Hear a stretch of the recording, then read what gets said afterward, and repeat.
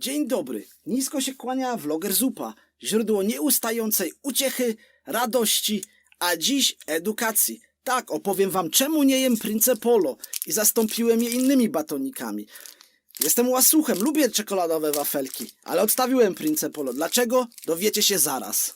Nie nawołuję tutaj do bojkotu tej fabryki, ale osobiście, znając historię tej fabryki, okupioną cierpieniem, krwią i niesprawiedliwością, mówię nie.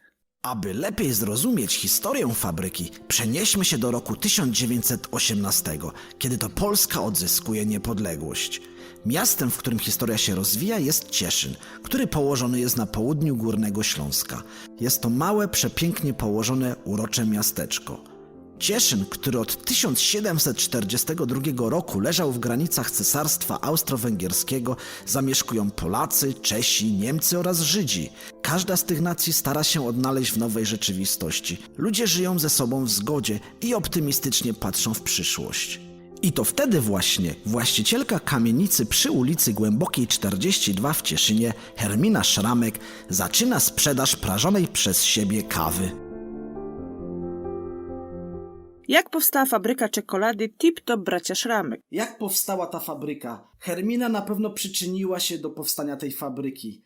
Mając tą kamienicę w tak strategicznym punkcie w mieście i sklep w niej, mogłaś sprzedawać swoje produkty. I tam były początki fabryki, która dziś produkuje Prince Polo, można by powiedzieć. Więc Hermina Szramek, właścicielka tej kamienicy, miała dwóch synów, Wilhelma i Brunona. I oni to właśnie otworzyli fabrykę Tip Top Bracia Szramek. Powiedzmy sobie szczerze, oni nie mieli zielonego pojęcia o wypieku czekoladowych wyrobów. Do produkcji swoich wyrobów zatrudnili 10 kobiet i 2 piekarzy. I to właśnie za pomocą tych ludzi udało im się wyrabiać wysokiej jakości torciki, wafle i keksy. Sprzedawały się jak gorące bułeczki. No, może jak gorące wafle. Kupili działkę na ulicy Liburnia 15 w Cieszynie i wybudowali większą fabrykę. To tu do dnia dzisiejszego produkuje się legendarny wafelek Prince Polo. Ale co było prawdziwą przyczyną ogromnego sukcesu komercyjnego firmy Tip Top Bracia Szramek? Ta fabryka dobrze prządła, bo Szramkowie mieli smykałkę do interesów. Oni jako pierwsi w niepodległej Polsce utworzyli sieć dystrybutorów na całym terenie Polski. Była dobra jakość, dobra cena, dobry marketing, no i był sukces. Ile czekolady wytwarzała fabryka przed wojną? Fabryka produkowała około 45 000 kilogramów wafli na dzień. To była jedna z największych fabryk w Polsce, proszę pamiętać. A jak wyglądało życie rodziny Szramek przed wojną? Szramkowie nie mówili po polsku. Szramkowie musieli się uczyć po polsku. Dlatego też zatrudnili nianię, która mówiła po polsku, żeby Hans i Wilhelm uczyli się po polsku. W szkole mieli problemy, bo wyśmiewali się z nich, że nie umieli pewnych słów. Hans pamięta, jak był ośmieszany, gdy próbował nauczyć się polskiego w szkole. Gdy był w pierwszej klasie, nauczycielka opowiedziała po polsku historię o gołębiu. Hans dopiero zaczynał uczyć się języka, dlatego nie rozumiał tego słowa. Kiedy zapytał o jego znaczenie, nauczycielka pomyślała, że nie ma do niej szacunku i próbuje być śmieszna. Pouczyła go przed całą klasą. W Cieszynie była świątynia żydowska, która później została przez Niemców spalona i nigdy nie odbudowana. Co Szramkowie myślą o antysemityzmie w Polsce? Według Szramków antysemityzm w Cieszynie nie występował. Dopiero przed wojną studenci ze wschodu Polski robili jakieś takie manifestacje odnośnie Żydów. W 1932 roku jeden z braci Brunon zmarł przy operacji usuwania kamienia z woreczka żółciowego. Osierocił syna Hansa, który wraz z matką Kamilą, która była pianistką z Brna, zostali w Cieszynie. Przed śmiercią zdążył złamać serce swojej małżonki, zostawiając ją, uwaga, dla kulawej księgowej. Drugi brat Wilhelm, przeczuwając nadchodzące curesy, spakował manatki i wyjechał do Lwowa. Co stało się po wybuchu wojny? Nie trzeba było długo czekać, żeby do drzwi Szramków zapukało gestapo. Hitler wypowiedział wojnę Polsce 1 września 1939 roku o 5 rano. O 9 Cieszyn przemianowano na Teschen i przyłączono do niemieckiej Rzeszy. Po wizycie gestapo Specjalny serwis Hitlera SS wrzucił Kamilę i Hansa na ulicę. Hans miał wtedy 19 lat. Niemcy przejęli cały ich majątek, a matkę i syna przewieźli do tymczasowego getta w Sosnowcu. W getcie w kilku blokach żyło tysiące ludzi. Brakowało niemalże wszystkiego. Hans i Kamila byli nowi, dlatego zawsze znajdowali się jako ostatni w kolejce po rację lub jakiekolwiek przywileje. Na szczęście mieli trochę odłożonych pieniędzy i kilka złotych monet. Po kilku miesiącach zaczęły się transporty do Oświęcimia. Hans i Kamila zostali przydzieleni do trzeciego transportu. Zabrano ich nocą. Powiedziano im tylko, żeby zabrali ze sobą wszystko, co mają i się pospieszyli. Niemieckie oddziały SS załadowały ich do ciężarówek, które zabrały ich na dworzec kolejowy, gdzie już podstawiony był tabor. Siłą przeniesiono ich do wagonów, a tam pilnie strzeżono. Pociągiem dotarli do nieznanego im wcześniej miejsca – Oświęcimia. Podróż z Sosnowca do Oświęcimia w normalnych okolicznościach trwałaby około 3 godzin, im jednak zajęło to cały dzień, a warunki były straszne. Brakowało powietrza, jedzenia, a nawet wody. Ludzie umierali w wagonach. Następnie powiedziano do nich: teraz pójdziecie pod prysznic i będziecie odwszawieni. Hans i Kamila zostali rozdzieleni już podczas selekcji na rampie.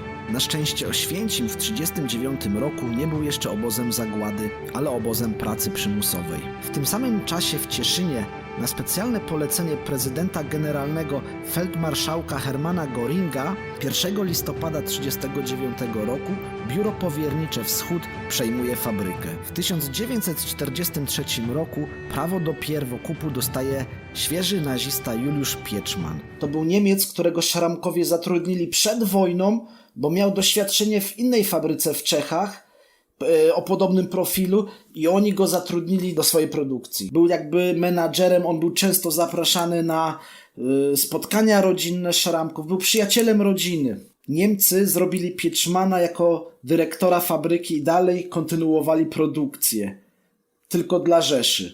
W czasie wojny Niemcy sprzedali fabrykę Pieczmanowi za jakieś marne pieniądze, ale sprzedali. W lokalnej niemieckiej gazecie zostaje opublikowane ogłoszenie o przejęciu fabryki przez Pieczmana. W tym samym czasie prawowici właściciele fabryki Tip-Top bracia Szramek zmuszani są do ciężkiej pracy w Oświęcimiu. Hans Szramek, syn założyciela fabryki, dzięki znajomościom, jak opowiada Lynn Szramek, autorka... My father-in-law, Brad's father, and grandmother were both transported to Auschwitz. And fortunately in Auschwitz, someone there knew them from the factory. And they didn't have the authority to release them, but they did have the authority to transfer them to a camp where they could survive. Opowiada Lynn Szramek, autorka książki Ukradli nam naszą fabrykę czekolady, zostaje przetransportowany do obozu pracy przymusowej w Ebensee w Austrii. Kilka miesięcy po wyjeździe Hansa z Auschwitz naziści budują komory gazowe i z obozu koncentracyjnego Oświęcim staje się obozem zagłady. Po wojnie okazuje się, że za przeniesieniem do nowego obozu stoi Walter von P., z którym kiedyś Hans w szkole podstawowej siedział w jednej ławce. W Ebensee pracuje w zakładach metalowych i dostaje lepsze jedzenie niż w Oświęcimiu. Mimo tego zapada na dur brzuszny zwany tyfusem. Trafia do szpitala, gdzie zajmuje się nim lekarz pochodzący z Bielska Białej. Zna on rodzinę Szramków i pomaga chłopakowi wyleczyć się, zawierając umowę z kapo z bloku Hansa, dzięki której Hans przez 2 tygodnie zostawał na bloku, gdy inni więźniowie chodzili do pracy. W Ebensee doczekał oswobodzenia przez aliantów. I po wojnie jedzie do Wiednia, gdzie szuka swojej matki Kamili i rzeczywiście udaje mu się spotkać matkę i razem planują przyszłość. Wracają do Cieszyna, chcą odzyskać fabrykę i swój majątek. W Cieszynie czekają na nich przygnębiające informacje. Po reżimie hitlerowskim swoje korzenie zapuszcza następny, tym razem stalinowski. Bolszewicy wprowadzają socjalizm twardej ręki Stalina i upaństwawiają polski przemysł. Fabryki wybranych sektorów padają ofiarą ustawy o przejęciu na własność państwa podstawowych gałęzi gospodarki narodowej z 3 stycznia 1946 roku. Zapada żelazna kurtyna. W tym czasie Szramkowie jako obywatele USA nie mają żadnych szans w sprawie pertraktacji w sprawie fabryki. Hans umiera, zostawiając na ziemi jedynego syna Brada.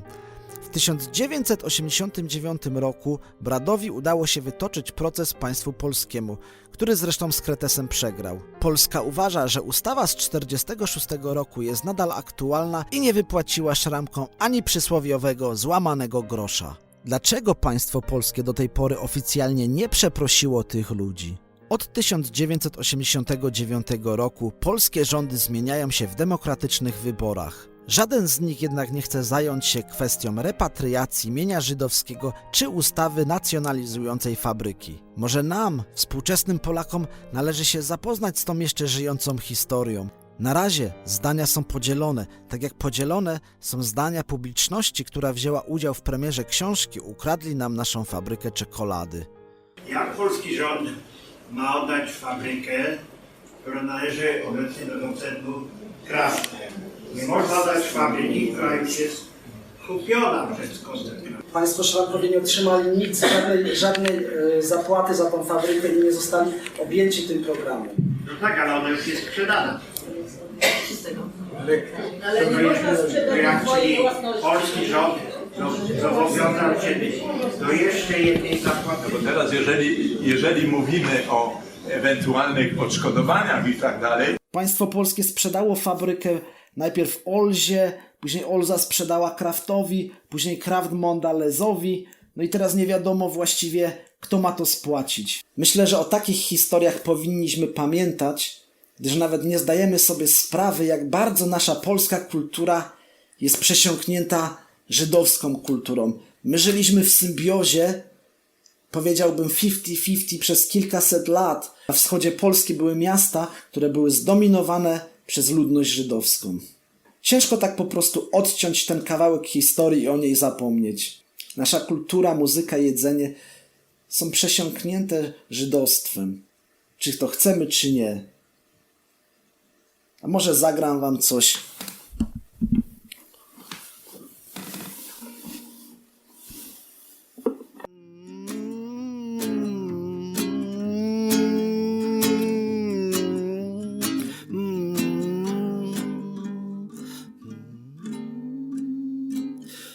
Gdybym był bogaczem, dabi daj, cały dzień bym bidy bam, gdybym ja był wielki pan, pracy bym się brzydził, dabi daj,